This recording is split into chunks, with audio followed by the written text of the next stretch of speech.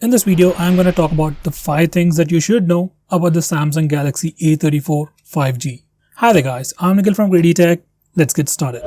Now the first thing to know about is its performance. This phone sports a Dimensity 1080 processor, which actually isn't that great considering a price tag of 30,000 or 29,000 as a starting price. But considering it's a Samsung offline phone, it is pretty good enough. With that said, performance of this phone is good for a normal user. But if you are into gaming, you play high-end games like Call of Duty, PUBG, Genshin Impact, I would recommend you to go for the other alternatives. Next thing is its overall design and build. Honestly, this is one of the few phones out there which actually has a pretty good design.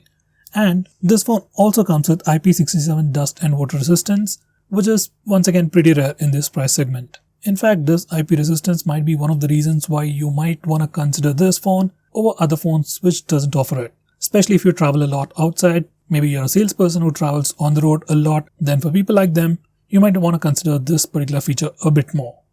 Next thing would be its display. This phone actually comes with a 6.6-inch Super AMOLED display with 120Hz screen refresh rate and has a pretty ugly U-shaped notch. Overall, it's a pretty good display. You also get an in-display fingerprint scanner, which is much more convenient than a side-mounted fingerprint scanner. Overall, display is definitely one of the best thing about it. And if you're someone who watches a lot of content on your phone, whether it's videos or even playing games, then you should definitely consider having an AMOLED display. It'll improve your overall experience, and obviously sunlight legibility and the brightness levels of the display are also much better than a normal LCD display.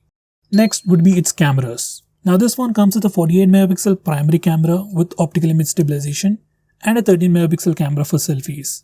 Overall, cameras are pretty decent. They're not the best in the price segment, but they do get the job done.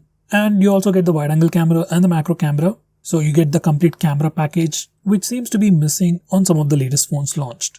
Anyway, it has decent cameras for the price with all the camera features that you can expect. Now the final thing to know would be the Samsung's UI.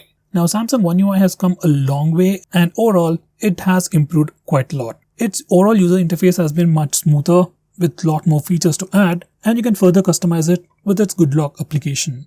And to top it off, this phone will get 4 major OS updates and 5 years of security patches, which is definitely important for people who are planning to use this phone for a long time. By the way, if you want my recommendation, I'll say if you're buying this phone, say for your uncle or aunt, mom or dad, even grandparents who need something stable for the long run, you can go for this phone. If it's for some teenager who wants a lot more performance or better cameras, I would definitely suggest you to go pick out something else.